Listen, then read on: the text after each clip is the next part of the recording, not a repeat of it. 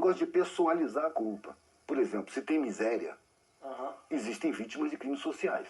Sim. São multidões roubadas nos seus direitos constitucionais. Eu fico à vontade de falar que a culpa é do Estado, é da estrutura social. Aí você não pessoaliza a coisa, não foi fulano ou cicrano, não. Essa estrutura tem milênio. Então ela é uma formação dominada sempre por elite, sempre por gente podre de rica, que não precisa de mais grana, mas para manter esse privilégio precisa de manter as pessoas sem grana. Sim. Simplificando bem é isso. A riqueza extrema necessita da miséria extrema, porque é da miséria extrema que vai sair não só os empregados, mas a força de chantagem para que os empregados se submetam, por medo de cair na miséria. Aceitam a mixaria para não passar fome. Então, para mim, a culpa da miséria é a riqueza. Entendeu? Mas aí eu não vou olhar para o rico com raiva. Ele nasceu nessa estrutura. Ele não é culpado por essa estrutura. Ele foi condicionado a sentir superioridade. Foi condicionado a achar natural explorar os mais pobres. Ele não encara o mais pobre. Isso é um condicionamento espiritual até. Ele não encara o mais pobre como uma pessoa igual a ele. Porque senão ele vai se sentir injusto. Ele paga uma mixaria que ele jamais aceitaria, mano. Uma mixaria que ele gasta num dia, de repente. Numa festa ele gasta mais do que um salário que ele paga. Sim. Então, se ele se sentir igual a quem ele assalaria, ele vai se sentir injusto. Então, uma defesa da consciência dele é acatar esse condicionamento social de que você é superior. Quantas vezes eu ouvi isso? Cara, você está num patamar superior, você não pode se rebaixar, ser pobre. Para mim isso não é se rebaixar, mas para a cultura social é. Então aquele cara que é rico, ele não consegue olhar para o empregado dele com igualdade. Quando ele, o mais próximo que ele chega de igualdade é a benevolência. Eu vou ajudar ele, coitado. Eu estou ajudando porque ele é um servidor bom, sempre me trata muito bem, muito educado, sempre tem um sentimento de superioridade. Isso é um condicionamento. Eu não vou culpar essas pessoas, mano. Eu seria muito primitivo, muito superficial. Eu vou perceber isso, eu não trato com isso. Quando eu pintava quadros, eu sentia que frequentemente incomodava, eu via o incômodo nos olhos. Eu olhar para o cara com igualdade, o cara é um magnata. Ele constrói hotéis, ele compra quadros assim, de dezenas, gasta 100 mil, 200 mil reais de quadro, de pintura, para decorar os ambientes ricos que ele constrói. Então quando ele chega na galeria, ele só encontra concordância, mano. Todo mundo gosta dele, todo mundo ri das piadas dele, todo mundo concorda com tudo que ele fala. É um bando de puxa-saco. E eu tava na galeria depois de 20 anos de estrada. Tava na galeria porque meu quadro era bom, velho. Minha pintura era suficiente para estar ali. E eu via muito frequentemente as pessoas me cobrando que eu tivesse agradecido. Não cobrando diretamente, você tem que estar agradecido por estar aqui.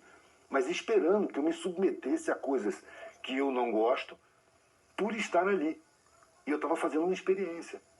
Várias vezes eu senti no olhar das pessoas, principalmente esses compradores, um incômodo e uma estranheza muito grande do meu olhar para eles. De estar olhando como eu estou olhando para você. E o cara falar uma coisa, eu falo, eu penso diferente, mano. Eu penso assim, assim, assim. E ele tomar um susto, ele não está acostumado. Eu era um pintor de merda, um ralé. Eu não podia ter ousadia de discordar dele.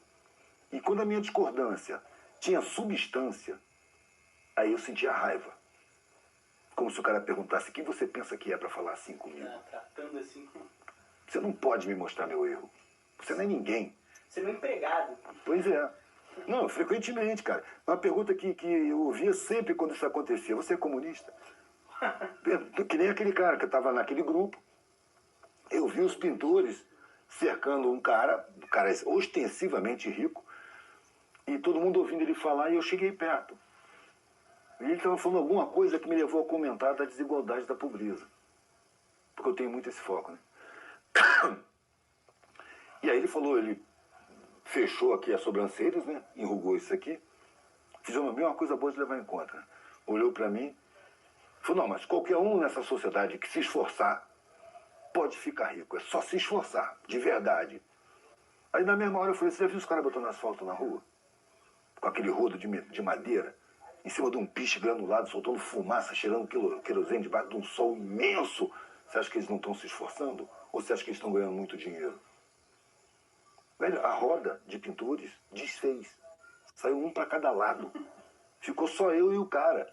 E o cara me olhou como quem ouviu heresia. Falou, você é comunista? Falei, não, estou comentando a sua opinião, cara. Você acabou de dizer que qualquer um que se esforça nessa sociedade pode se encher de dinheiro, pode ficar rico. E eu estou te mostrando um trabalho esforçado. Que não vai ficar rico, isso não é verdade, você está equivocado. Isso é conversa de comunista. Virou as costas e foi embora. Daqui a pouco veio o dono da galeria. Ele foi lá pro dono da galeria, porque é aquele pintorzinho de merda lá, que tá me afrontando.